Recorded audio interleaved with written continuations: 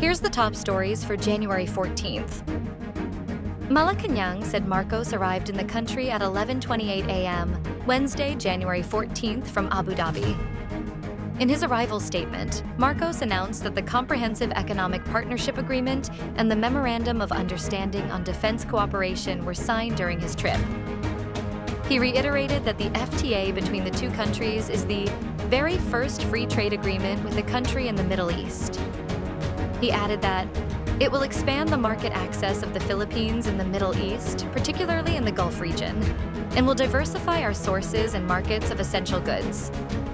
According to Marcos, the agreement will further strengthen the country's defense and military relations through education and training, intelligence and security sharing, and cooperation in the fields of anti-terrorism, maritime security, and peacekeeping operations. The Laguna Regional Trial Court Branch, 26 here, has issued an arrest warrant against businessman Charlie Atong Ang over his alleged involvement in the disappearance of dozens of sabungeros, or cockfighting enthusiasts. Ang faces kidnapping with homicide and kidnapping cases before 3 regional trial courts in Lipa City, Batangas, this town, and San Pablo City, this province. Charges are non-bailable. The arrest warrant issued by presiding Judge Mary Jean Atong Ang, dated January 13, 2026, ordered concerned law officers to use at least one body-worn camera and one alternative recording device pursuant to the rules on the use of body-worn cameras in the execution of warrants issued by the Supreme Court. Since resigned Congressman Zaldy Co, who has been charged in court with graft and non-bailable malversation of public funds, is still a fugitive from justice, he is not entitled to any judicial relief, the Sandiganbayan declared.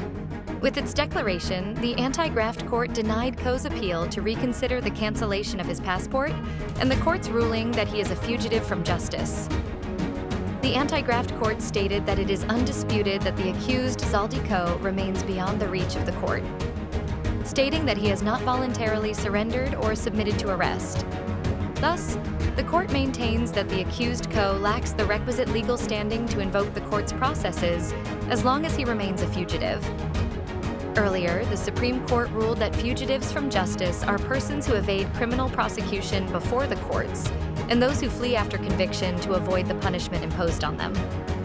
The Supreme Court stressed that fugitives from justice are barred from seeking judicial relief unless they voluntarily surrender. China's embassy in Manila has accused one country of going into another sovereign country and kidnapping its president. Guo Wei, deputy spokesman of the Chinese embassy in the Philippines, made a vague statement where he stressed that everyone knows where the concepts of transparency initiative and rules-based order come from. He said that the country that claims to uphold so-called rules and order went into another sovereign state and even kidnapped its president. Guo then asked if that is what they call rules. Guo's remark was made in the latter part of his statement posted on the embassy's social media pages on Tuesday night, January 13th.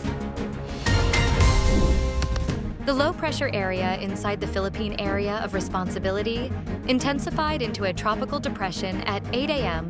on Wednesday, January 14th, and was named ADA, the Philippine Atmospheric, Geophysical, and Astronomical Services Administration said. The tropical depression was last spotted 740 kilometers east of Davao City, with maximum sustained winds of 45 kilometers per hour near the center and gusts of up to 55 kph.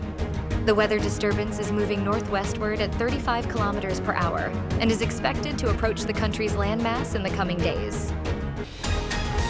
Stay updated with the latest news. Visit our website at www.mb.com.ph or follow us on social media. Thanks for tuning in to the Manila Bulletin Daily Rundown.